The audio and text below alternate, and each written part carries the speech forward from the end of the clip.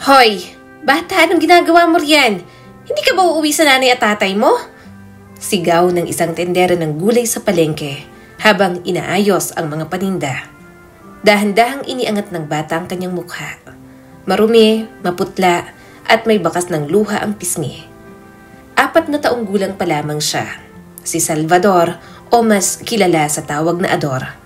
Wala siyang sagot sa tinderang nagtanong sa kanya. Sa halip, niyakap lang niya ang mga tuhod para bang nais niyang maglaho sa mundo. Maya-maya ay nagsalita siya. Wala pa akong uuwian. Mahina niyang bulong, halos hindi marinig ng tendera. Napailing ang babae. Kawawa naman. Pero wala akong magagawa. Ang hirap din ng buhay namin.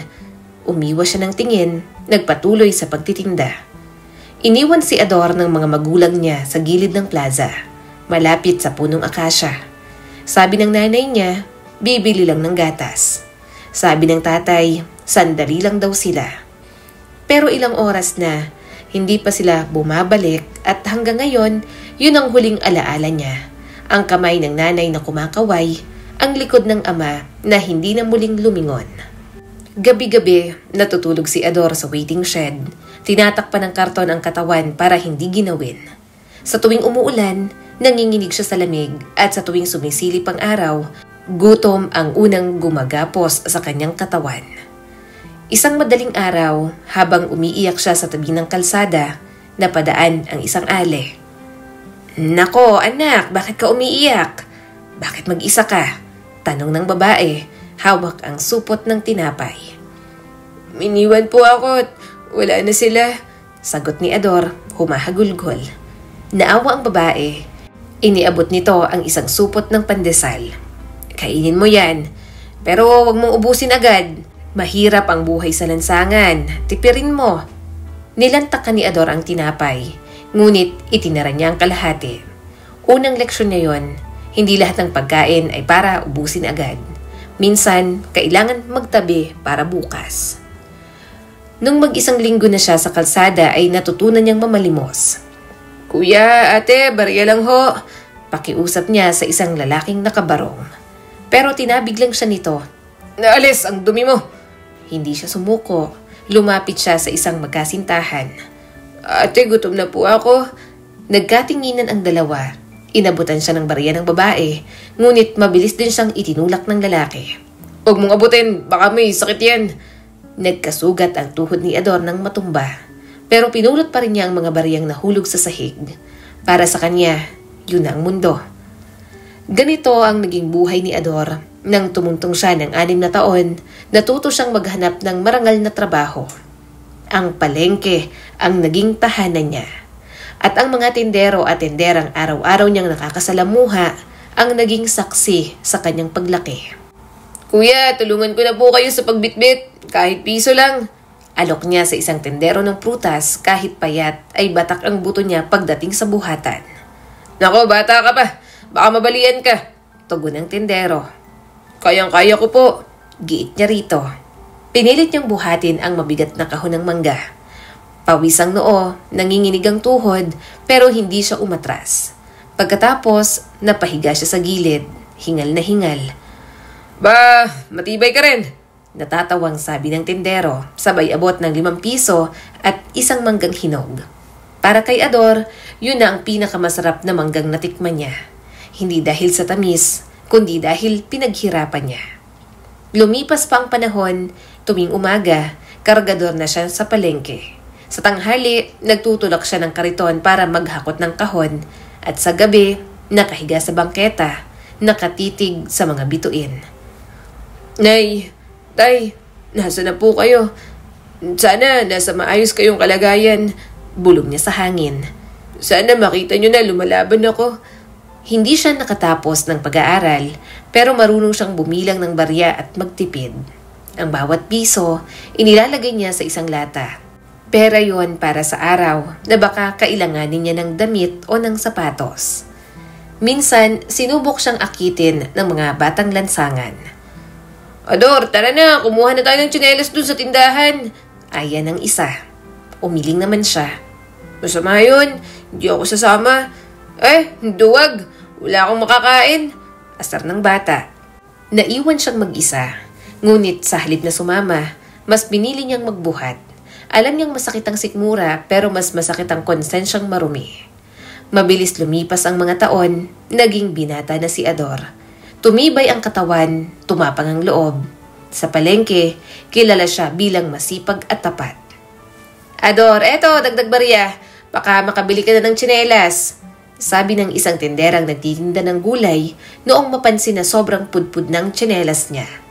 Ngumiti siya at inabot ang pera. Salamat po ate.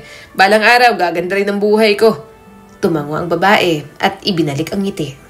Hindi niya alam kung kailan, pero yon ang pangarap niya. Magkaroon ng buhay na hindi kailangan humingi o manghingi. At dumating ang araw na yon.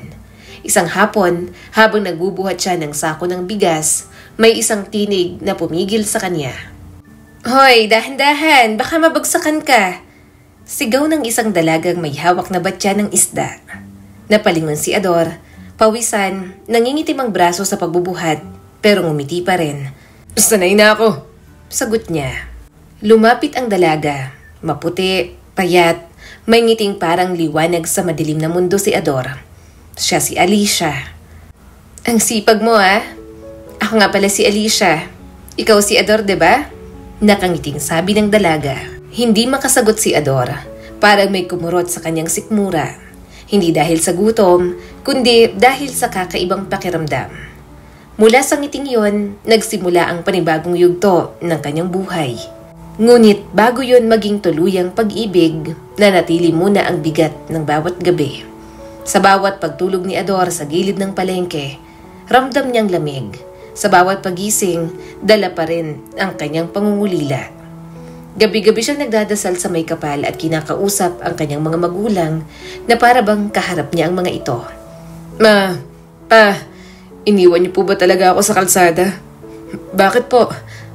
Bulong niya habang nakatingala sa langit. Hanggang ngayon, gulong-gulo pa rin siya. At doon sa ilalim ng parehong kalangitan na minsang iniwan siya, unti-unti siyang lumalaki. Hindi para maging basurang iniwan, kundi para maging isang lalaking may sariling kwento. Ador, huwag mong buhatin mag-isa yang sako, baka mabalian ka. Sigaw ni Alicia mula sa pwesto niya sa palengke. Hawak ang tabo habang nag-aayos ng mga bangus sa batya. Ngumiti si Ador, pawisan ng noo. Halos mamula ang ugat sa braso habang buhat ang isang sako ng sibuyas. Kaya ko to, sanay na ako. Araw-araw namang ganito. Sanay nga pero tao ka pa rin, napapagod. Sagot ng dalaga, saka tumawa ng mahina. Hindi ka ba napapagod sa ganyang buhay? Tumigil si Ador, pinunasan ng pawis gamit ang laylayan ng kamiseta. Tumingin siya kay Alicia, diretso sa mga mata nito. Kung para sa kinabukasan, kahit pagod, kaya kong tiisin. Natigilan si Alicia. Sanay siya sa mga lalaking puro biro, pero kakaiba ang sagot ni Ador. Simple, diretso, ngunit totoo. Doon nagsimula ang mas madalas nilang pag-uusap. Kapag umaga, si Ador ay kargador. Kapag tanghali, dumadaan siya sa pwesto ni Alicia. Hindi para bumili, kundi para makipagkwentuhan. Ador, bakit parang lagi kang gutom? Kakabuhat mo lang, nandito ka na agad. Nakangising bigkas ni Alicia. Kasi dito, masarap ang ngiti mo.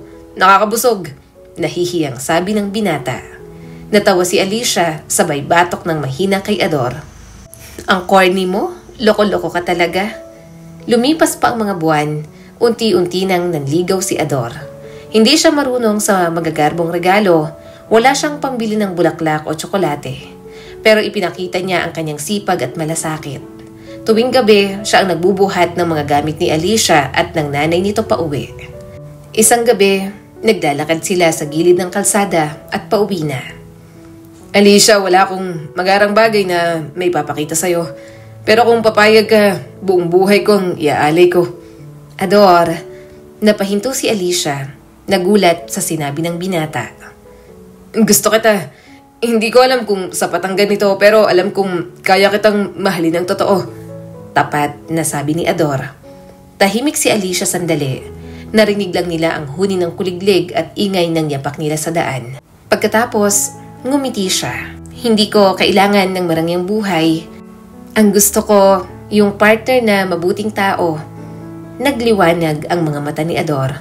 Noon niya naramdaman na kahit mahirap siya, may kayamanang hindi matutumbasan ng pera. At isa na ron ang pagmamahal. Makalipas ang 2 taon na pagiging magnobyo at nobya, nagpa siya silang magpakasal. Walang engranding handaan. Sa halip, sumali sila sa kasaling bayan sa kanilang munisipyo.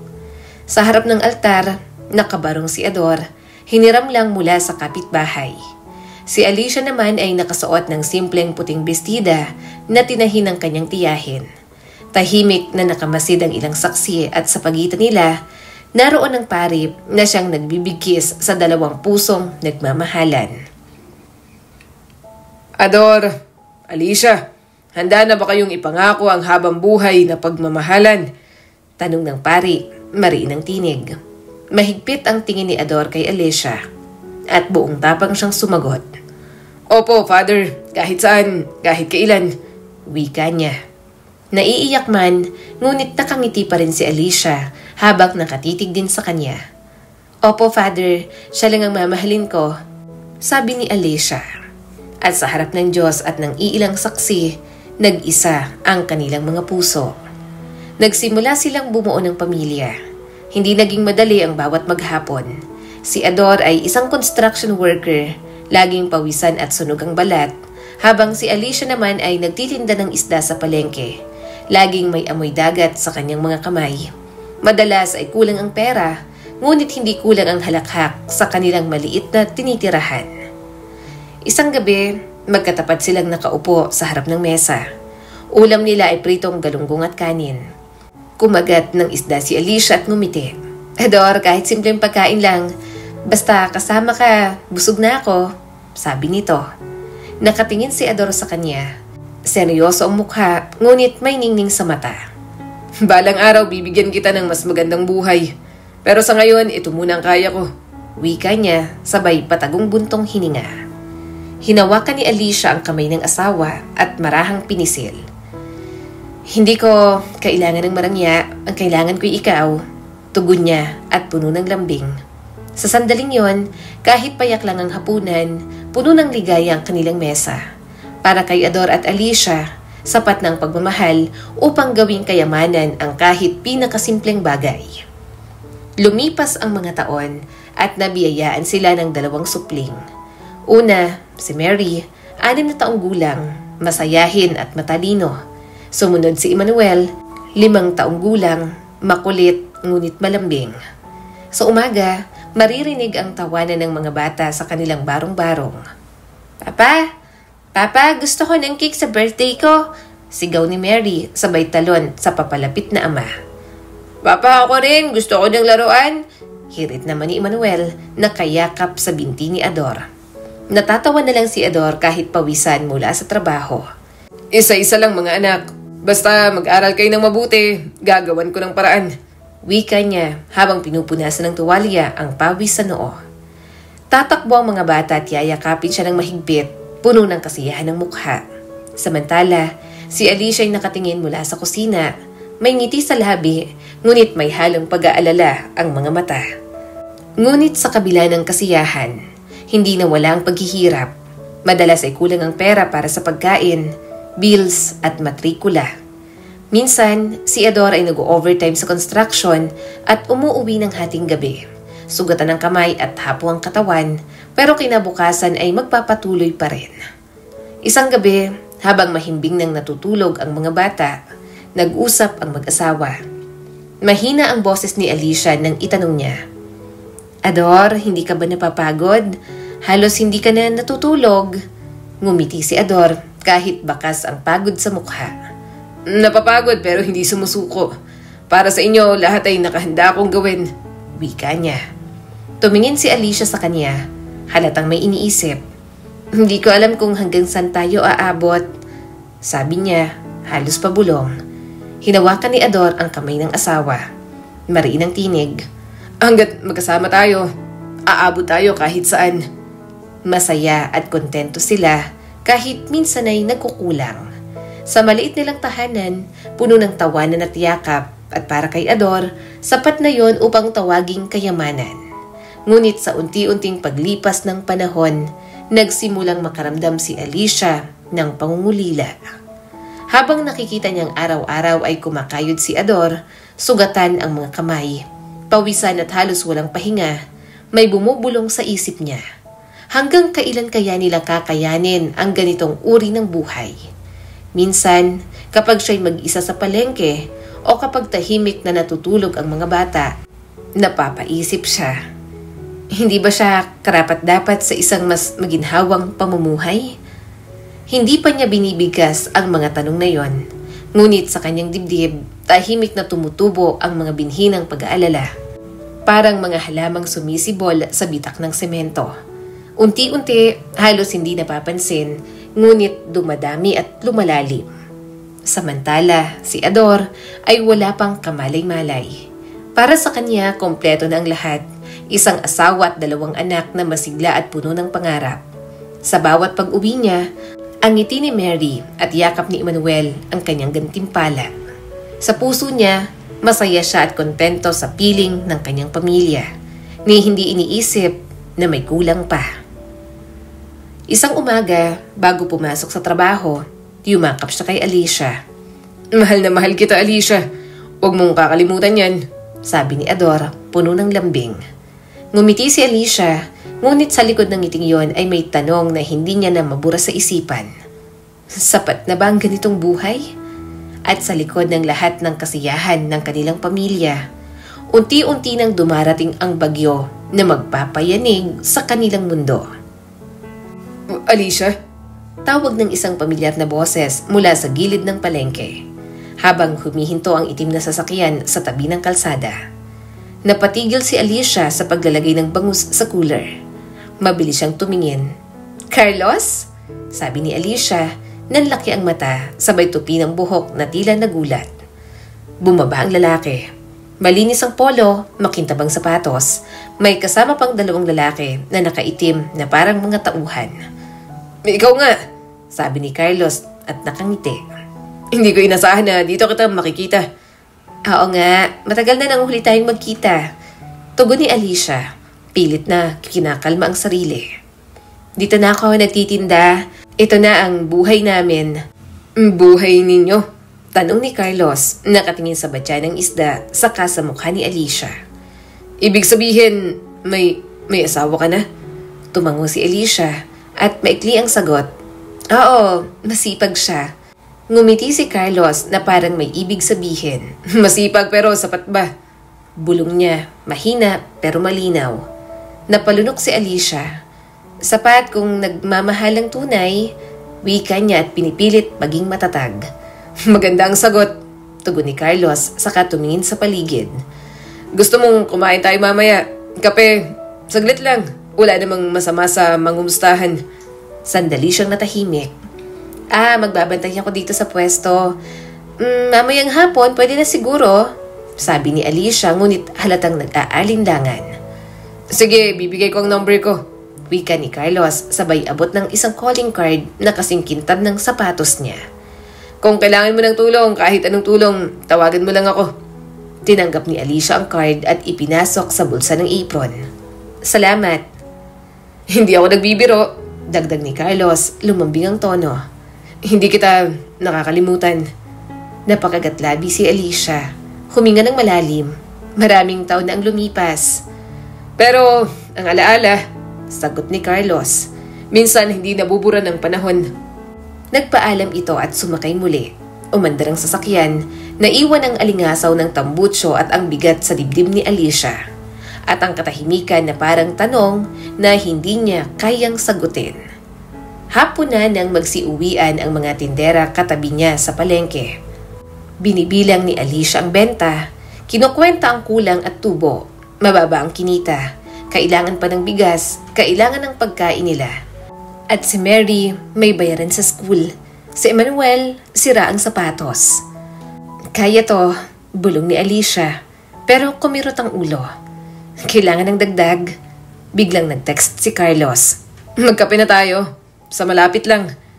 Napakuyom si Alicia sa cellphone na luma at sumusuko na ang battery. Tumingin siya sa papalubog na araw saka sa kulang nakita. "1 oras lang," sabi niya. Kumustahan lang. Sa kainan na may aircon, halos mailang si Alicia.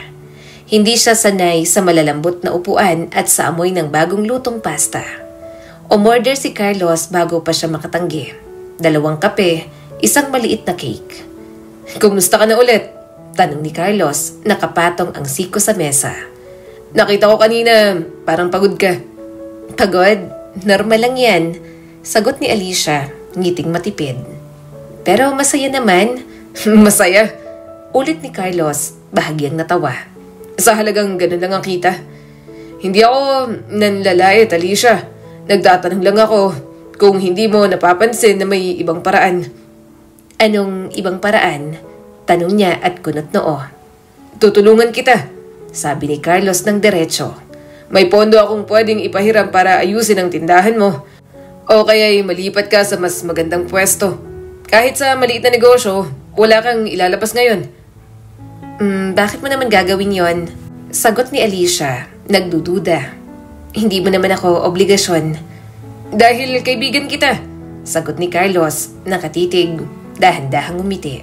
At dahil gusto kong bumawi sa mga panahong hindi kita nabantayan. Umikot ang kutsarita sa tasa ni Alicia. Inisip niya ang gabing nagbibilang sila ng barya ni Ador, ang sapatos ni Emmanuel na may butas, ang kwaderno ni Mary na paulit-ulit niyang pinatutuyo sa init ng kalan dahil walang pera para sa bagong notebook. Utang? Tanong niya ng mahina. Paano kung hindi ko agad mabayaran? Walang interes, sagot ni Carlos. At hindi kita hahabulin, ayokong mahirapan ka. Hindi ba nakakahiya kay Ador? Sambit ni Alicia, tumingin sa mesa. Bakit mo kailangan sabihin? Sagot ni Carlos. Regalo to ng kaibigan. Hindi lahat kailangan i-report. Natahimik si Alicia. Nagbitiw ng malalim na buntong hininga. Kailangan naming kumain. Kailangan ng mga bata. Kaya nga, nandito ako. Sagot ni Carlos, inilapit ang isang maliit na sobre. Pambili ng mga kailangan ng bata at panggastos mo. Nakatitig si Alicia sa sobre na parang mabigat. Hinawakan niya yon, mabagal, parang natatakot. Maraming salamat. Ngumiti si Carlos na parang nanalo. Walang anuman. Kinagabihan, nakaupo si Ador sa sahig habang inaayos ang sirang laruan ni Emmanuel. Pagpasok ni Alicia, may dalang grocery bag. Mahal, tulong, may groceries tayo. Masayang sabi ni Alicia mula sa labas ng tirahan nila. At 1 sakong bigas. Nakakuha ako ng dagdag sa palengke. Agad na lumabas si Ador at tinulungan ng misis. Napatingin si Ador, natuwa, pero may kunot ang noo. Buti naman, ang dami. Teka, saan ang galing ang mga to? May dumating na kaibigan, dagdag ni Alicia, kas walang tono. Naghulog sa paluwagan, pinaunan niya na ako sa share ko. Tumango si Ador, walang duda sa boses niya. Ayos yan, magpasalamat tayo. Tiningnan niya ang bitbit ni Alicia. May dagdag pang sabon at isang maliit na pabango. Nako, may pabango ka pa. Tamang-tamat, may misa sa linggo. Regalo? Sagot ni Alicia at umiwas ng tingin. Matagal na akong walang ganito. Lumapit si Mary at yumakap sa nanay. Ma, may project kami. Kailangan daw ng colored paper at glue. Meron na tayo. Mabilis na sagot ni Alicia, inilabas mula sa bag. Para sa'yo, anak. Nakita ni Ador ang tuwa sa mukha ng bata. Nawala ang alinlangan sa isang sandali. Salamat, Alicia. Ang galing mo. Hinawakan niya ang kamay ng asawa. Bawi ako bukas at mag-overtime ako.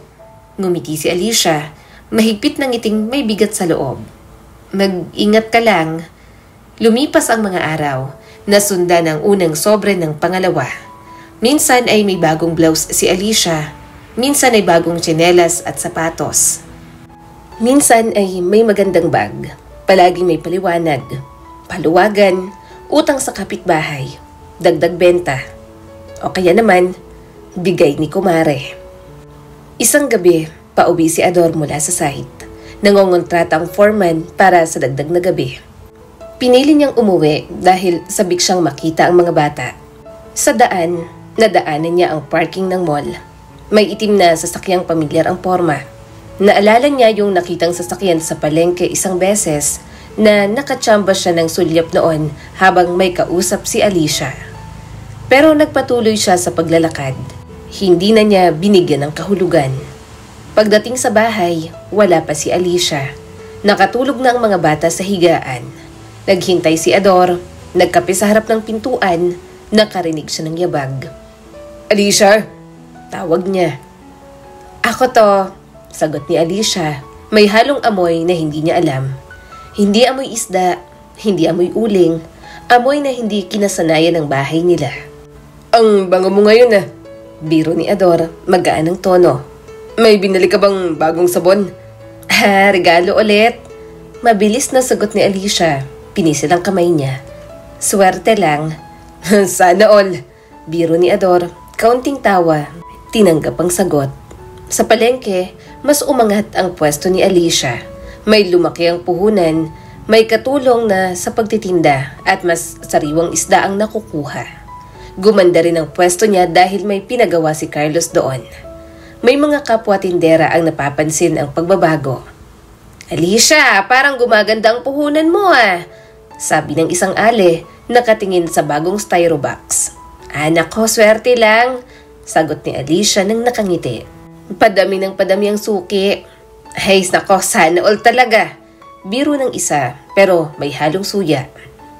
Pag may kaibigang mayaman, nako, mabilis ang pag-angat. Napaatras ang puso ni Alicia. Walang ganyan. Sagot niya at pilit tumatawa. Trabaho lang to.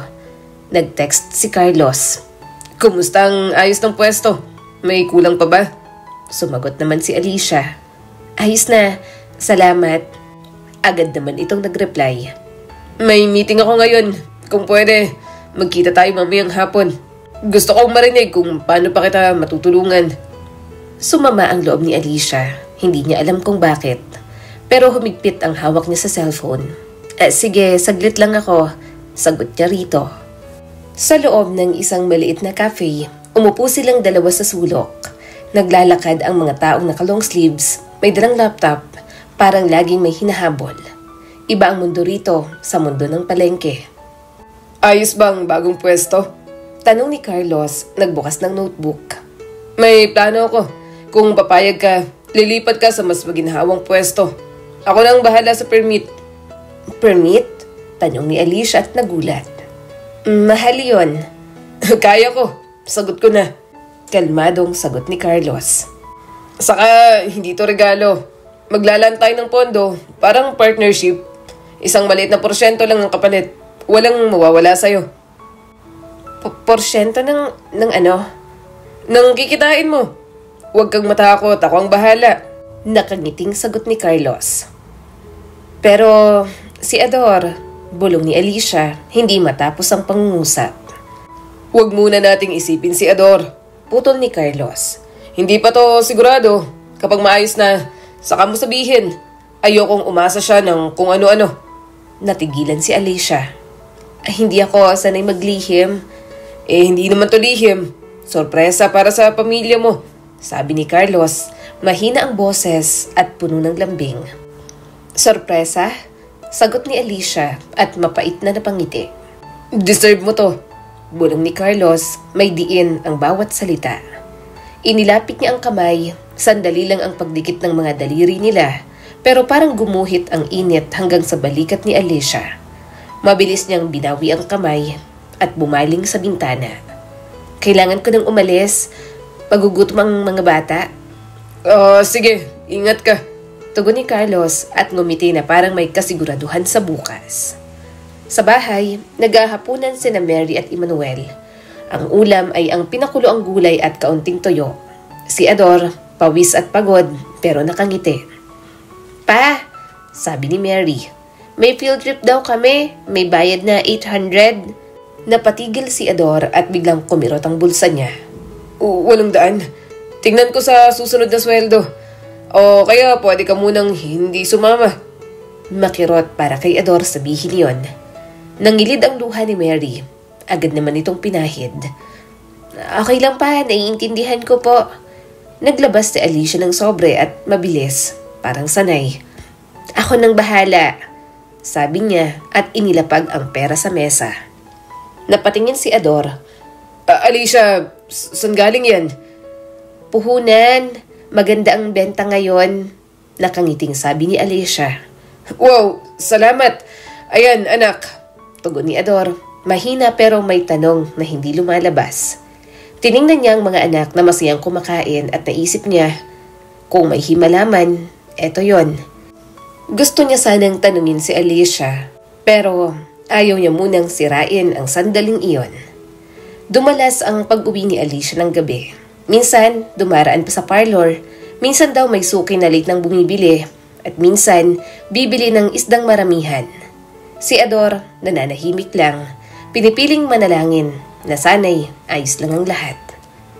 Isang gabi, habang hinihintay niya si Alicia sa labas, lumapit ang kapitbahay na si Mina. Ador, napapansin mo ba? Bulong ni Mina, masyadong malapit ang boses. Maganda na ang ayos ni Alicia. Baka may tumutulong sa kanya. May paluwagan sila. Sagot ni Ador ng mahinahon. Chismis lang yan, Mina. Umismid naman si Mina. Sige, sabi mo eh.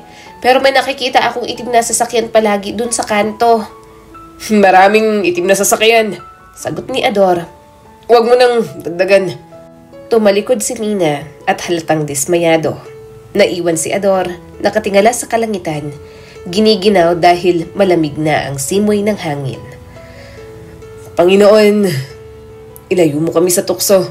Mahina niyang bulong, ngunit hindi alam kung para talaga saan iyon. Sa palengke, muling nagkita sina Alicia at Carlos.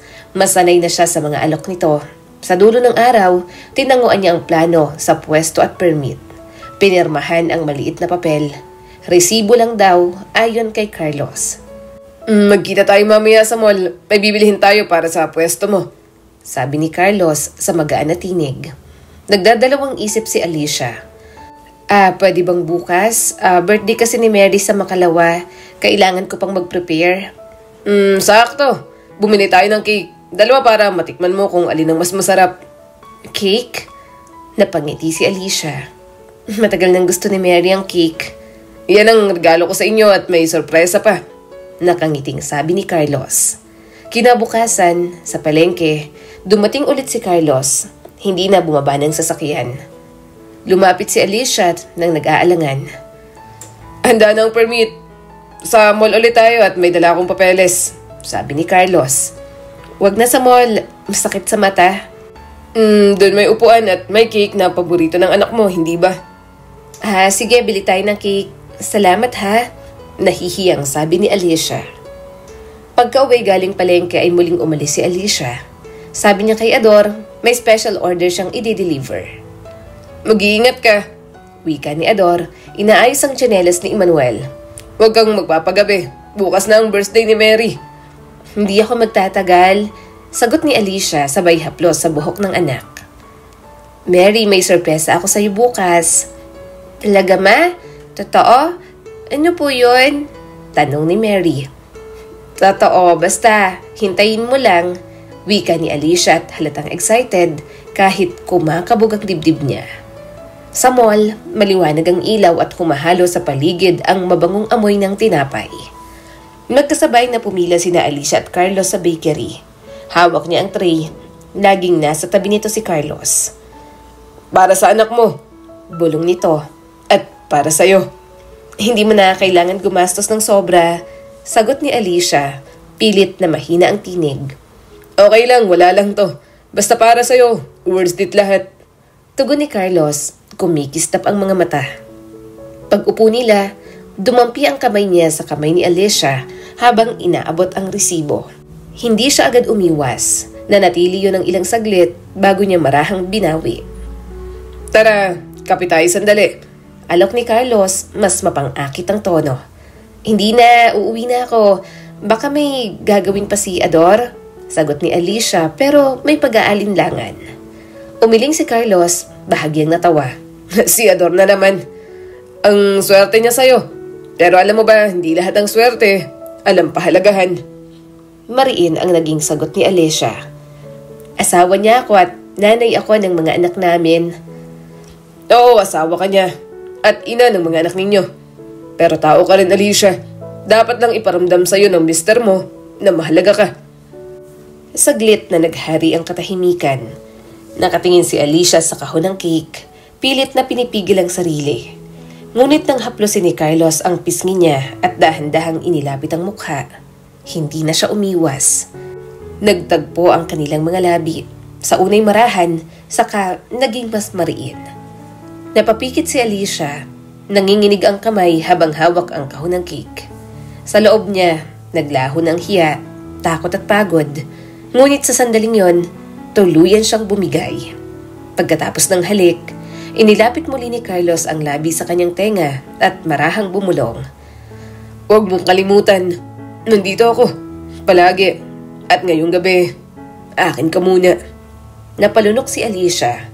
Nag-aalangan pa ngunit hindi na nakatanggi nang hawakan siya ni Carlos at gabayan papalabas ng mall. Hinila siya ni Carlos palabas at diretso sa sasakyan. Tahimik lang si Alicia. Hawak pa rin ang kahon ng cake na parang alaalang nais niyang panghawakan. Sa bawat minuto, mas lumalayo siya sa dapat niyang uwian at mas lalong lumalalim sa isang desisyong hindi na basta mababawi. Pagdating nila sa isang maliit na motel, tuluyan na siyang bumigay. Ang gabi ay lumipas na may kasamang lihim na hindi niya kailanman inisip na mangyayari. Naging mainit ang gabi ni na Alicia at Carlos. Para bang bumalik ang dating pagsinta. Pinagsaluhan nila ang lahat ng yon sa iisang bubong. Hindi na naisip ni Alicia na nagtataksil siya sa asawa niya. Kinabukasan, nagising si Alicia na mabigat ang dibdib. Natataranta siyang iniisip ang idadahilan kay Ador. Habang nag-aayos, bumulong si Carlos. Wala kang dapat ipaliwanag. Basta tandaan mo, palagi ako nandito. Ngumiti si Alicia, pilit at mapait. Sa isip niya, alam niyang may sugat na siyang iniwan sa loob ng sarili at sa pamilyang hindi niya pa kayang harapin ng buo. Nang umagang iyon, nagbalik si Alicia mula sa gabing hindi niya dapat pinili. Mabigat ang bawat hakbang, lalo pat sa bahay, may naghihintay na masayang okasyon. Birthday ni Mary. Pagdating niya, sinalubong agad siya ng tanong ng bata. Mama, nasa na po ang sorpresa niyo? Halos mabitiwan ni Alicia ang dala niyang bag. Noon lang niya naalala na naiwan yon sa kotse ni Carlos. Nagkatinginan sila ni Ador at ang mga bata. Alicia, saan ka ba nakatulog kagabi? Hindi ka umuwi? Tanong ni Ador, halatang nag-aalala. Mabilis ang sagot ni Alicia. Sinisikap maging kalmado. Naabutan ako sa bahay ng kaibigan kong iniwan ng asawa. Nalulungkot siya kaya sinamahan ko. Hindi ko namalayan ng oras. Tumango si Ador, bagaman may bahagyang pagtataka sa mga mata. Sana sa susunod mag-text ka man lang. Nag-aalala kami. Parang maituwid ang pagkukulang, agad na inasikaso ni Alicia ang paghahanda. Siya mismo ang nag-ayos ng spaghetti, nagprito ng manok, at nilagyan ng maliit na kandila ang natirang cupcake. Pinilit niyan maging masigla habang nakangiti sa mga anak. Mary, kahit wala tayong malaking cake, babawi si Mama. Ang mahalaga'y magkasama tayo. Nakangiting tumango si Mary. Walang alam sa bigat na dala ng ina. Si Ador naman, tahimik lang. Piniling manood at magtiwala. Ngunit sa likod ng kanyang mga mata, may tanong na nagsisimulang kumatok. Isang tanong na hindi niya pa kayang sagutin. Nung hapon bago matapos ang party ay umuugong ang hangin. Nasa labas si Ador, naglalaba. Si Alicia naman ay nagsusuklay. Mahal, masaya ka pa ba? Tanong ni Ador ng dahan-dahan. Napatigil si Alicia. Bakit mo naman naitanong? Minsan kasi parang malayo ka. Huminga si Alicia ng malalim. Napapagod lang. Lumapit si Ador, hinawakan ang kamay ng asawa at inilagay sa dibdib. Nandito ako. Napapikit si Alicia, saglit na payapa. Ngunit sa mesa, tahimik na nag-vibrate ang cellphone niya. Mensahe mula kay Carlos. Ngayong gabi sa mall, 7 p.m. Hihintayin kita. Sumulyap si Alicia kay Ador at nag-type. Sige, sandali lang. Pagkatapos mag-ayos, nagmamadaling umalis si Alicia. Bitbit niya ang bag, balak sanang bumawi. Bibili siya ng cake para kay Mary. Kahit papaano may maipapakita akong regalo. Bulong niya sa sarili, pilit inaaliw ang konsensya. Sa mall, maliwanag ang ilaw at amoy tinapay ang paligid. Nakatayo si Carlos sa harap ng bakery, nakapolo at puno ng kumpiyansa ang tindig. Alicia, buti dumating ka. Bati nito. Hindi ako magtatagal, kukunin lang natin ang cake, sagot ni Alicia at halatang kinakabahan. Para kay Mary, tugon ni Carlos at nakangiti. Pumasok sila, pumili ng malaking cake. Nang abutin ng resibo, dumampi ang kamay ni Carlos sa kanya. Carlos, bulong ni Alicia, agad inalis ang kamay. Dahan-dahan, hinawakan ni Carlos ang mukha ni Alicia para sa isang halik. Pumikit lang si Alicia. Sa loob niya, gusto niya rin. Nagigimbal si Ador sa mga pangyayari. Nakita niya ng malinaw, ang asawang mahal na mahal niya, may kahalikan na lalaking hindi niya kilala. Naniga siya sa kinatatayuan. Sa dibdib niya, parang may kumalabog na martilyo. Hindi lang selos, kundi pagkawasak. Dahan-dahan siyang lumapit sa dalawa, hanggang sa marinig niya na ang pinag-uusapan ng mga ito. Hindi mo na kailangan magpasalamat. Alam mong gagawin ko ang lahat para sa'yo, sabi ni Carlos, tinitigan si Alicia. Tandaan mo, Alicia, may karapatan ka ring maging masaya. Hindi ka ba napapagod? Hindi ka ba nagsasawa sa hirap? Napapikit si Alicia. Pagod? Oo. Sawa. Hindi ko alam. Kung pipili ka ng ginhawa, nandito ako. Dumampi ang kamay ni Carlos sa pisngi ni Alicia. Saka siya hinawakan muli. Alicia, sabi ni Ador nang nasa gilid na siya ng dalawa. Nag-angat si Alicia ng mata. Nagtagpo ang kanilang paningin. Natigilan siya, natakot. Agad niyang itinulak si Carlos. Ador? Sambit niya. Tumayo si Carlos, hindi nagulat. Ikaw pala. Ador, kargador. Lumapit si Ador, nanginginig ang kamay. Ano to, Alicia? Ano tong nakikita ko? Ador, hindi ito yung iniisip mo. Hindi ko iniisip, Alicia. Nakita ko. Sigaw ni Ador. Nanginginig ang tinig. Nakita ng mga mata ko mismo. Tumingin siya kay Carlos, agad na hinawakan sa kuwelyo. Ikaw, matagal ko na itong nararamdaman. Ikaw ang nagbibigay sa kanya ng pera, hindi ba? Bulyaw ni Ador. Ngumiti si Carlos na parang walang hiya. Matanong ngayon kung ako nga, kaya mo bang ibigay lahat ng kailangan niya? Kaya mo bang pag-aralin ng mga anak niyo sa maliit mong kinikita? Napapasaya mo ba si Alicia? Nabibilhan mo ng bagong damit, sapatos? Hindi, di ba? Carlos, tama na. Pigil ni Alicia, nanginginig ang kamay. Huwag kang makisawsaw, Alicia. Sagot ni Carlos. Ikaw ang pumili, ako ang pinili mo. Kasi sawa ka na maghirap. Nangilid ang luha ni Ador. Alicia, totoo ba? Sawa ka na sa akin. Sawa ka na sa mga hirap natin. Humagulgol si Alicia pero hindi agad sumagot. Sumagot ka! Sigaw ni Ador, nanginginig, halos madurog ang boses. Pinagtinginan sila ng mga tao sa mall. Sa wakas, bumulong si Alicia ng mahina. Oo, Ador, pagod na ako. Pagod na akong mamuhay sa gutom at kapos. Pagod na akong mangutang. Pagod na akong umasa sa pawis mo. Umiling siya at sunod-sunod, halos hindi makapaniwala. Alicia, huwag naman. Mahal kita't nangako tayo sa altar, hindi ba? Walang hanggan. Ngunit lumingon si Alicia. Namumugto ang mga mata. Mahal kita, Ador. Pero hindi sapat ang pagmamahal kung lagi tayong gutom. Ayoko nang mabuhay sa kulang. Lumapit si Carlos, may ngising mayabang. Tama siya. At ako, kaya ko siyang buhayin. Hindi ko siya pababayaan sa putik. Tinitigan siya ni Ador, pinipigil ang galit. Hindi mo alam ang tunay na buhay. Hindi mo alam kung gaano kabigat ang sakripisyo para sa pamilya. Umiling si Carlos at tumawa pa. Sakripisyo? Anong silbi ng sakripisyo kung gutom pa rin kayo? Kung ni Kay hindi mo maibigay sa anak mo tuwing birthday, ako ang magbibigay ng lahat ng yan at hindi ikaw. Napayuko si Ador, humigpit ang kamao, ngunit pinilit manatiling matatag. Sa harap niya, malinaw na hindi na siya ang pinipili ni Alicia.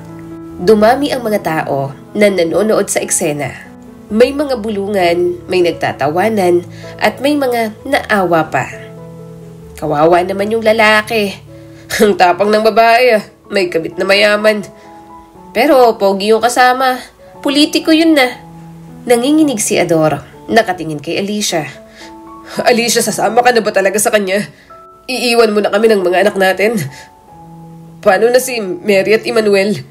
Hindi na siya nakasagot. Umiyak lang si Alicia. Tinakpan ng mukha. Oo, sa akin na siya. Sagot ni Carlos, sagad sa yabang. Ako na ang magbibigay ng kaginhawahan sa buhay ng mga anak mo. Napasigaw si Ador pero hindi lumusob. Pinilit niyang pigilan ang kamay na gustong manakit. Lumapit ang dalawang bodyguard. Tinulak si Ador papalayo. Halos matumba siya pero tumayo ulit. Alicia, bumalik ka sa amin. Sa mga anak mo. Sigaw ni Ador. Halos magmakaawa na. Pero umiwas ng tingin si Alicia. Hinila siya ni Carlos palapit at palayo sa kanyang asawa. Umalis silang dalawa. Iniwan si Ador na nakaluhod sa sahig ng mall. Hawak ang maliit na sobre ng overtime pay. Basang-basa ng luha ang kanyang pisngi. Nanginginig ang mga kamay. Lumapit ang gwardya at inalalayan siya. Sir, ayos ka lang? Umiling si Ador. Pilit tumayo. Bumili siya ng cake para may maiuwi siya sa panganay na anak. Lumabas siya ng mall, dala ang maliit na cake na nabili ng promo. Hindi na mahalagang presyo, ang mahalaga ay may maihaharap siya sa anak. Habang naglalakad pa uwi, biglang umulan. Basang-basa siya, hawak ang kahon ng cake sa dibdib. Pilit pinoprotektahan. Alicia! Bulong niya, hindi niya alam kung galit, sakit o pagmamahal ang nangingibabaw. Bakit mo kami iniwan? Sa bahay, sinalubong siya ng mga bata. Wow! Si Papa may cake! Sigaw ni Mary at tuwang-tuwa.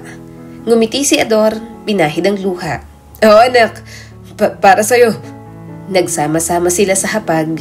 Kumain, tumawa ang mga bata. Masaya sa maliit na cake. Pero sa puso ni Ador, basag ang lahat. Papa, nasan po si Mama? Bakit hindi po siya umuwi? Tanong ni Mary. Na-curious din si Emmanuel, pero umiling-iling lang ang haligi ng tahanan. Tinitigan niya ang mga anak at nangako sa sarili. Kung iniwan niya tayo, hindi ko kayo iiwan, kahit kailan. At doon nagsimula ang pinakamabigat na yugto ng kanyang buhay. Ang pagiging single dad, sugatan, ngunit hindi susuko sa mga hamon ng buhay. Maaga siyang pumasok kinabukasan. Wala ng oras para umiyak. Mas mabigat ang semento, mas maingay ang makina para kay Ador ngayon. Ador, ingat sa kanan, may bagong hukay. Sigaw ng foreman, nadulas siya sa bakal ngunit mabuti na lang na isalba niya ang sarili.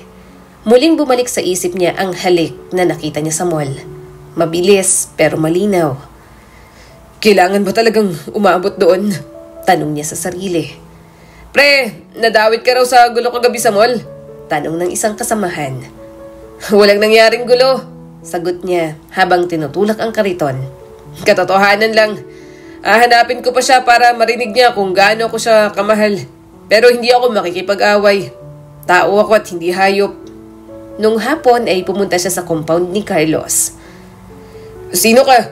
Malamig na tanong ng gwardya. Asawa ni Alicia. Kakausapin ko ang misis ko. Ilabas niyo si Carlos. Tugon ni Ador.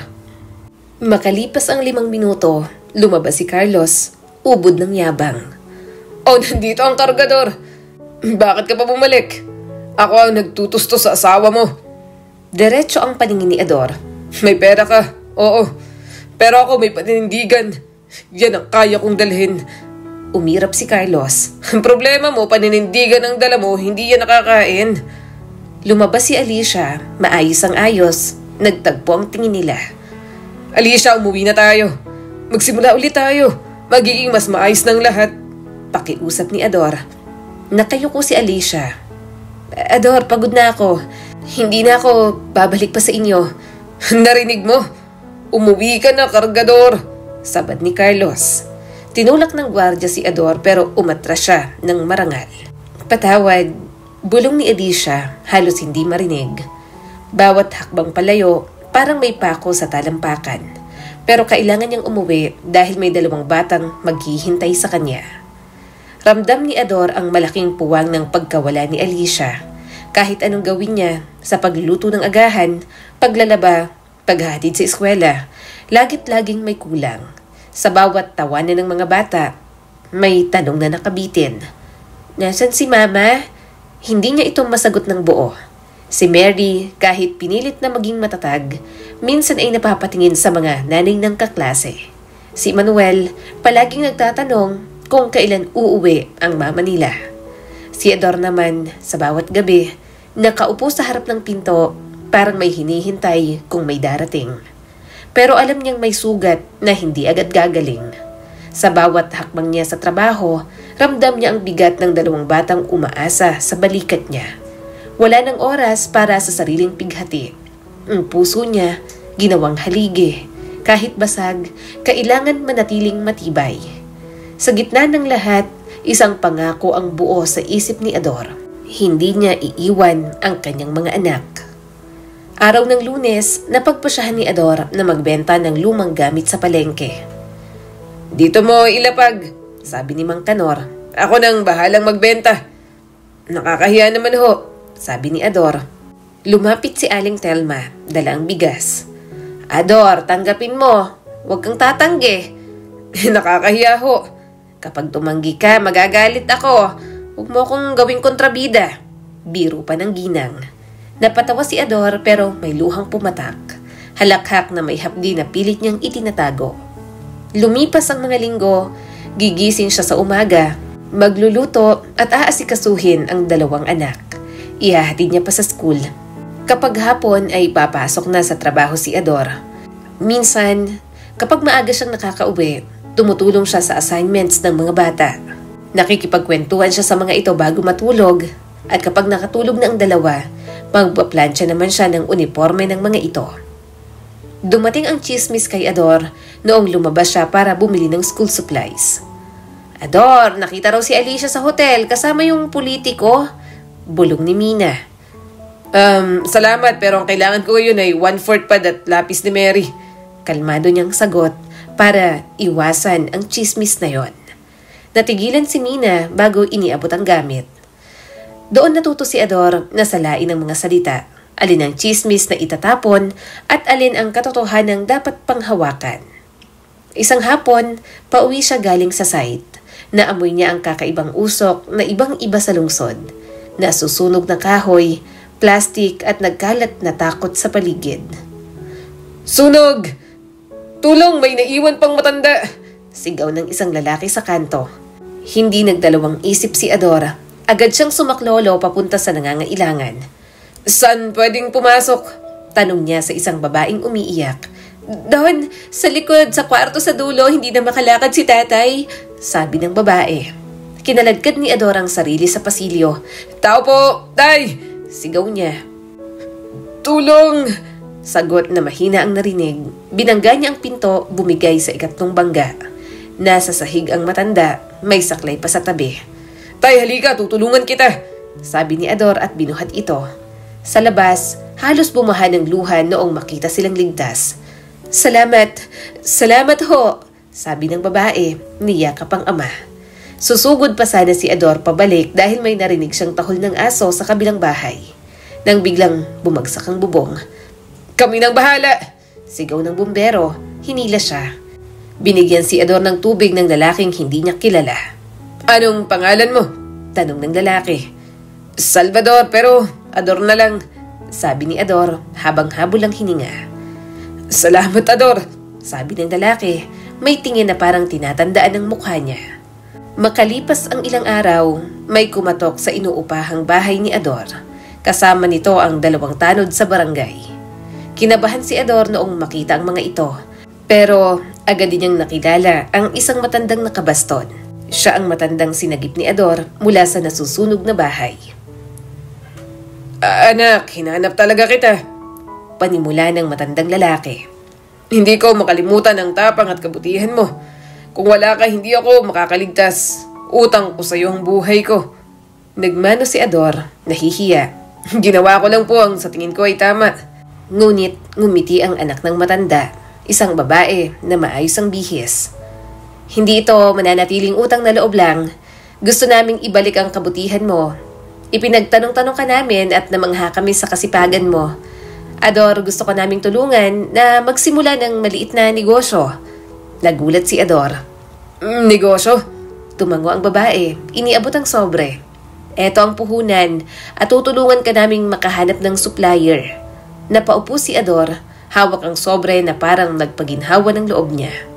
Sa unang pagkakataon, matapos siyang iwan ng asawa, may pag-asang sumilip sa dulo ng paghihirap niya. Hindi lang para sa kanya, kundi para rin kina Mary at Emmanuel. Mabilis na lumipas ang 5 taon. Bumuluwak lahat ng baho ng pamilya mabuhay. Sa pamumuno ng ama ni Carlos na si Congressman Efren, unti-unting nabunyag ang mga kasalanang matagal nang itinatago. Overpricing sa mga proyekto, ghost projects at ghost employees at milyon-milyong pondong ipinasok sa mga dummy accounts. Noon, palaging nasa dyaryo ang apelyido nilang mabuhay bilang mga haligi ng bayan at pamilyang tagapagserbisyo. Ngunit ngayon ay nagbago ng lahat. Mabuhay family, iniimbestigahan sa kaso ng plunder. Mga ari-arian, isa-isang kinukumpis ka. Sunod-sunod ang raid. Isang araw, binisita ng mga ahente ang kanilang mansyon. Pinasok ang garahe, tinatakan ang mga sasakyan, at binasa ang listahan ng mga na-freeze na account sa kanilang pamilya. Sa labas, halos makipagtulakan ng media para makakuha lang ng panayam. Sa gitna ng lahat, tuluyan ng bumagsak si Carlos. Ang mga gabi niya ay inuubos sa kasino, ang madaling araw ay nilulunod sa alak, at ang natitirang pera sinasayang sa mga babaeng dumarating at umaalis na parang anino. Mula sa bansag na anak ng kongresista, unti-unti siyang nakilala bilang basagulero at walang direksyon ng buhay. Ang apelyido na dati hinahangaan, ngayon ay naging kahihiyan. Samantala, si Alicia, ang babaeng minsang pinangakuan ng marangyang buhay, ngayon ay nakaupo sa gilid ng sala. Nakikinig sa sigawan ng mag-ama tungkol sa natitirang pera. Hawak ang pitakang halos wala ng laman. Ang mga gamit na dati ay bago at mamahalin, ngayon ay kupas na. Parang alaala ng mga pangakong hindi natupad. Carlos, totoo bang wala na tayong pera? Mahinang tanong ni Alicia at halos hindi makatingin.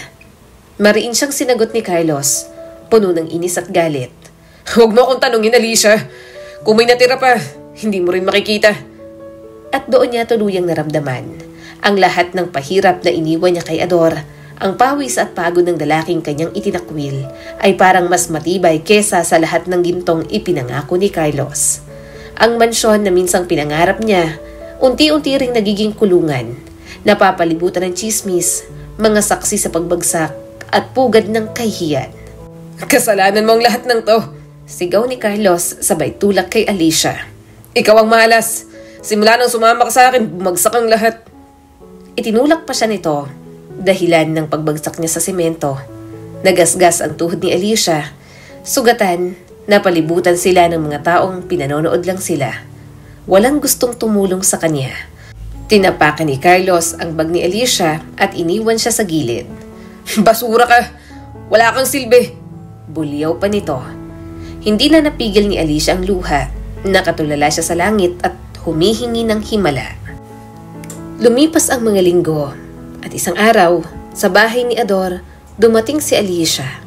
Nakaduster lang, pinahiram ng dating kakilala, pero halatang wasak pa rin. Nakaupo sa sala sina Mary at Emmanuel, seryosong mukha. Mga anak, wika ni Alicia, nanginginig ang tinig. Ako to, si Mama. Patawarin niyo ako at iniwan ko kayo pero mahal ko kayo. Nagkamali ako. Tinitigan siya ni Mary. Malamig ang mga mata. Mama? Noon oo, pero ngayon hindi na. Hindi ko na alam kung sino ka. Ate, wika ni Emmanuel, nanginginig ang boses. Bakit mo kami iniwan? Umiyak si Papa gabi-gabi pero hindi ka bumalik. Humagulgol si Alicia. Halos lumuhod sa harap ng mga anak. Patawarin niyo ako. Tumayo si Mary. Hinawakan ang kamay ni Emmanuel. Pa, tama na. Ayoko na siyang makita, sabi ng dalaga at umiwas ng tingin. Napaiyak si Emmanuel ngunit tumango. Pa, masaya na tayo. Di na natin siya kailangan. Nanatiling nakaupo si Alicia, halos madurog sa sakit. Si Ador, nakatayo sa gilid, pinagmamasdan ang dating asawa. Lumapit siya kay Alicia, mahinahong nagsalita. Narinig mo, Alicia. Hindi ko sila tinuruan na magalit. Sarili nilang puso ang nagsabi. Hindi ko sila tinuruan ng magtanim ng puot. Pero ito ang bunga ng iniwan mong sugat. Umiiyak si Alicia, halos gumapang palabas ng bahay. Sa huling sulyap niya kay Ador, nakita niyang buo na ang lalaking minsan niyang iniwan. Hindi na siya ang mundo nito. Hindi na siyang dahilan ng kanyang pag-asa. At sa gabing yon, naglakad si Alicia sa kalsada, basang-basa ng ulan, umiiyak. Wala na siyang balikat na masasandalan. Ang tanging iniwan sa kanya ay pagsisisi. Samantalang si Ador, nakaupo sa tabi ng kanyang mga anak, niyakap siya ng mahigpit. Hindi na tayo iiwan ng kahit na sino. Hanggang dulo tayo lang. Wika niya at sa unang pagkakataon, ngumiti ang mga bata ng buo, wala nang bakas ng takot. Isang umaga, sa hardware, abala ang mga trabahador sa pagbubuhat ng semento. May nag-aayos ng graba at may kumakain ng pandesal habang nagkukwentuhan. Sa opisina, nakaupo si Ador, nagbibilang ng resibo. Pumasok si Mary, nakasuot ng uniforme, dala ang kanyang bag. Pa, alis na ako. May presentation kami ngayon.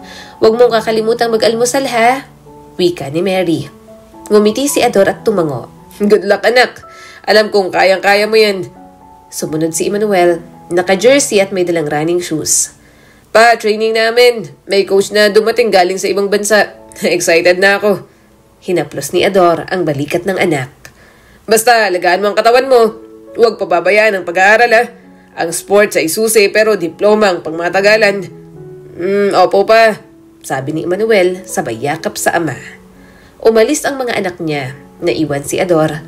Tahimik siyang umupo at pinagmasdan ang lumang larawan sa mesa.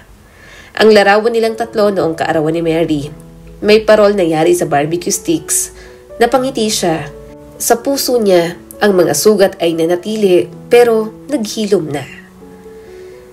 Samantala, sa gilid ng isang eskinita sa Maynila, nakahandusay si Carlos, lasing, may hawak na bote ng serbesa.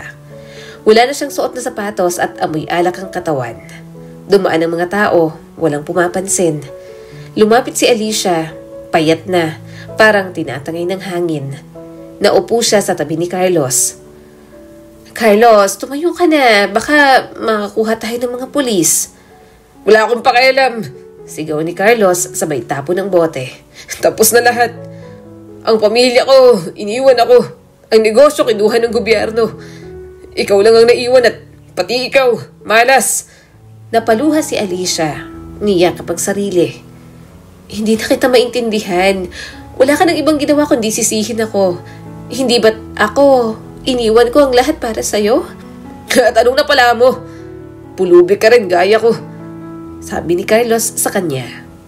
Tumayo siya at naglakad palayo na parang wala ng direksyon. Naiwan si Alicia, nakayoko at humahagulgol. Sa sandaling yon, ramdam niyang tuluyan na siyang iniwan. Hindi lang ng pamilya kundi pati ng taong pinili niyang ipagpalit kay Ador. Makalipas ang ilang linggo, sa bayan ni Ador ay may selebrasyon. Fiesta. Kompleto ang lahat, banda, parada at mga palaro. Abala ang hardware ni Ador sa pamimigay ng libreng tubig at payong na may tatak ng kanyang hardware. Si Ador ay nakatayo sa harap, hawak ang mikropono. Mga kababayan, salamat sa tiwala. Ang tindahan ko ay nagsimula sa karton na karatula. Ngayon ay nandito na tayo. Hindi dahil magaling ako, kundi dahil nagtulungan tayo. Ang tagumpay ko ay tagumpay ng lahat. Wika ni Ador, kasabay ng palakpakan ng mga tao. Mula sa gilid ng entablado, dumapit ang isang babaeng nakangiti. Marangal ang tindig. Siya ang bagong asawa ni Ador, si Elena, isang guro na nakilala niya sa barangay noong panahong nag-iisa siya. Tahimik na sumuporta ito sa kanya mula simula hanggang marating ang rurok ng tagumpay. Yumakap si Elena kay Ador, mahigpit at puno ng pagmamalaki. Hindi ka lang mabuting negosyante, kundi mabuting tao. Deserve mo ang lahat ng to. Nagpalakpakan ng mga tao. Ang ilan ay sumisigaw ng pagbati at papuri. Sa entabladong yon, nakatindig si Ador, ang dating pulubi at kargador na ngayon matagumpay ng negosyante. Mapagmahal na ama at tapat na asawa. Siya ang buhay na patunay na kahit talikuran at iwanan ka ng mundo, may bagong bukas na naghihintay sa taong may paninindigan at pusong hindi sumusuko. Makalipas ang 5 buwan, dumating ang balitang nagpabago muli sa kanilang mundo. Isang hapon, habang inaayos ni Elena ang mga resibo sa mesa ng hardware, bigla itong napahinto, hinawakan ng tiyan at ngumiti ng lihim. Pag-uwi ni Ador mula sa tindahan, sinalubong siya ng mga bata. Pa, may sorpresa si Mama Elena, sigaw ni Emmanuel, hindi maitago ang tuwa. Napatingin si Ador kay Elena na nakaupo sa papag, hawak ang tiyan at kumikislap ang mga mata. Elena, bulong niya, parang natatakot maniwala. Ador, magkakaroon ka na ulit ng anak. Napatitig si Ador, nanlaki ang mga mata, bago tuluyang yumuko at hinalikan ang mga kamay ng asawa. Salamat Panginoon, binigyan mo pa ako ng panibagong dahilan para magsikap. Tumakbo si Mary at niyakap ang ina. Yehey, nako, magkakaroon na kami ng kapatid. Hindi na ako makapaghintay maging kuya. Birong nasasabik na sabi ni Emmanuel. Sa gabing yon, muling umupo si Ador sa balkonahe. Yakap ang pamilya. Hindi na siya nag-iisa at hindi na siya iniwan. Ang dating sugatang puso, ngayon ay buo na, handa na sa panibagong yugto ng buhay. Sa kabilang lungsod, naglalakad si Alicia sa gilid ng kalsada. Sa kamay niya, may maliit na plastic bag, tinapay at sardinas na bigay ng madre sa mission. Napansin niya ang bukas na simbahan. Tahimik siyang pumasok at umupo sa pinakalikod. Inilapag ang plastic bag, saka yumuko at nagdasal. Panginoon, patawarin mo ako. Ako ang nagwasak sa tahanan ko. Kung may awa ka pa, kahit kaunting liwanag lang. Tumulo ang luha sa pisngi niya, bumagsak sa malamig na sahig. Wala nang alahas o karangyaan. Panalangin na lamang ang natitirang sandigan. Paglabas ng simbahan, natagpuan siya ng isang madre. Kinausap siya nito at kinumusta. Doon naramdaman ni Alicia na siya'y tao pa rin. Nang sumunod na taon, nagkaroon ng balita. Si Alicia ay natagpuan ng mga madre at dinala sa isang home for women. Doon siya nagtrabaho bilang tagaluto, tumulong sa paglilinis at unti-unting bumalik ang lakas ng kanyang katawan. Hindi man niya muling nakapiling ang kanyang mga anak, natuto siyang magsimula muli sa ibang paraan. Isang umaga ng linggo, nagtipon ang pamilya sa kusina. Si Ador, nakapolo, nagtitimpla ng kape. Si Elena, kalang si Edward na 2 taong gulang. Pa, natanggap ako sa scholarship sa Maynila. Balita ni Mary, bitbit ang folder. Napangiti si Ador, pinisil ang kamay ng anak. Iyan ang bunga ng sipag mo. Hindi ko kayo iiwan, sabi ni Mary. Hindi mo kami iiwan kung susundin mo ang pangarap mo. Sa gilid, inabot ni Emmanuel ang medalya. Pa, may scout. Gusto nila akong sumali sa training camp. Kung yan ang gusto mo, ituloy mo. Wika ni Ador. Basta, yung lagi kong bilin, huwag mong pababayaan ang pag-aaral. Ngumiti si Ador, niyakap ang mga anak. Saan ka man dalhin ang paa mo? Anak ka ni Ador at mabuti kang tao. Nagkatinginan sina Ador at Elena, puno ng pagmamalaki. Ang kwento ni Ador ay nagpapaalala na ang tunay na tagumpay ay hindi nasusukat sa yaman o marangyang buhay, kundi sa tibay ng loob, paninindigan at pagmamahal sa pamilya. Maaring iwanan ka ng taong pinakamamahal mo, ngunit kung pipiliin mong bumangon at magpatuloy, darating ang gantimpala ng Diyos sa tamang oras. Ang sakit ng kahapon ay maaaring maging binhi ng pag-asa at bawat sakripisyo may kapalit na biyayang higit pa sa inaasahan.